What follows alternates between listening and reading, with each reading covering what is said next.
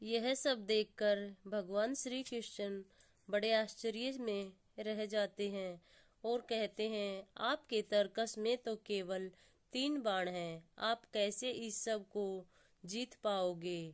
इस पर कहते हैं, मैंने शिव विद्या से भगवान शिव को प्रसन्न किया है और इन तीनों बाणों में ही इतनी शक्ति है, मैं पूरी सृष्टि का विनाश कर सकता हूँ। यह सब देखकर भगवान श्री कृष्ण शांत रहते हैं और मुस्कुराते हैं। फिर वह पांडव की तरफ जाकर पांडव से वीर बर्बरीक का परिचय करवाते हैं। इस तरह पांडव पुत्रों से मिलकर वीर बर्बरीक बड़ा खुश होता है। इस तरह अगले दिन भगवान श्री कृष्ण ब्रह्म मुहूर्त के समय में एक ब्राह्मण का रूप बनाकर वीर बर्बरीक के पास जाते हैं और कहते हैं, आप में इतनी शक्ति बताते हैं तो आप मुझे प्रत्यक्ष रूप से दिखाइए। इस पर वीर बर्बरीक हैरान हो जाता है कि आप मुझ पर संदेह करते हैं, मैं बहुत ही शक्तिशाली हूँ, इन 3 बाणों से पूरी सृष्टि का विनाश कर सकता हूँ। इस पर भगवान श्री कृष्ण मुस्कुराते हैं और कहते हैं, अगर आपके अंदर शक्ति है तो पास ही खड़े वृक्ष की तरफ संकेत करते हैं। पीपल के वृक्ष के सारे पत्ते छेद के दिखाइए, तब मैं आपको मान लूंगा कि आपके अंदर शक्ति है। इस पर ऐसे ललकारने से वीर बर्बरीक थोड़ा आश्चर्यचकित होता है और कहता है, मैं अभी आपको अपनी वीरता का परिचय देता हूँ।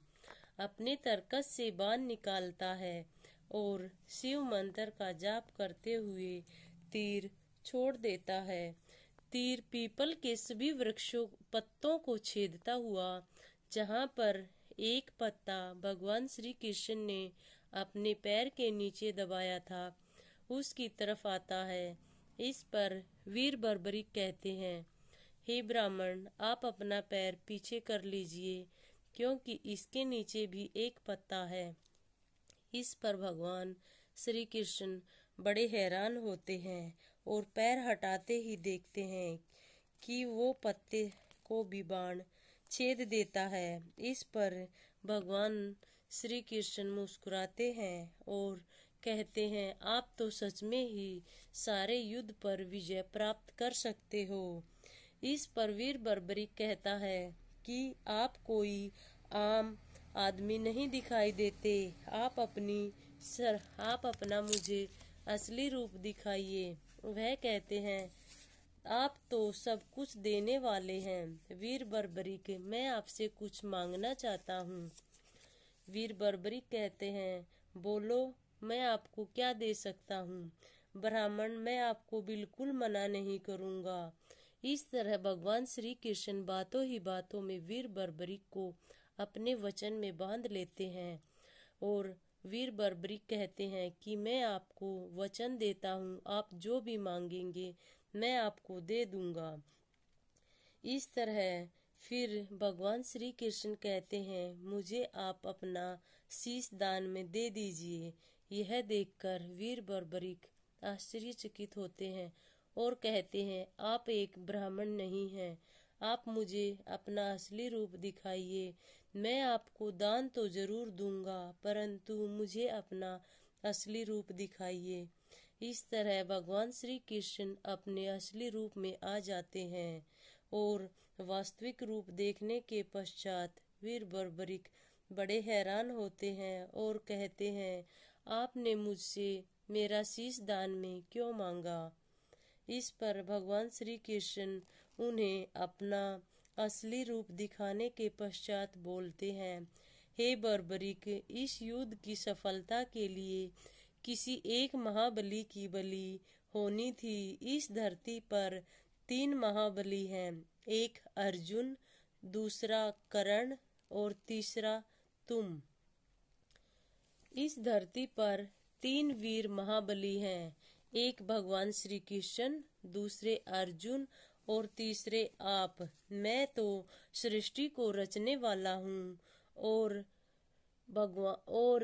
अर्जुन के बिना यह युद्ध निश्चित नहीं है।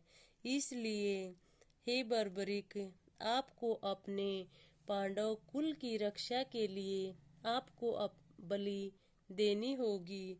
इस पर बर्बरिक कहते हैं, मैं आपको अपना शीश दान में जरूर दूंगा। इस तरह एक ही क्षण में अपना शीश धड़ से अलग कर देते हैं और भगवान श्री कृष्ण के हाथों में देते हैं। इस पर भगवान श्री कृष्ण थोड़े दुखी और हैरान होते हैं और आंखों में आंसू लेकर कहते हैं, हे वीर, आपकी वीरता हमेशा याद रखी जाएगी और कलयुग में आपको मेरे ही नाम से पुकारा जाएगा। हर घर में आपकी पूजा होगी। आप धन्य हैं। तब से ही बर्बरिक का नाम खाटू श्याम जी बना और बाबा खाटू श्याम जी के नाम से प्रसिद्ध हुए। कहते हैं, जिसने अपना शीश दान में दे दिया वह क्या कुछ दान में नहीं दे सकता। जो इसकी श्रद्धा और भक्ति से प्रेम से बाबा की पूजा पाठ करता है वह जीवन को धन्य बना लेता है। इसी के साथ राधे राधे, हरे कृष्ण।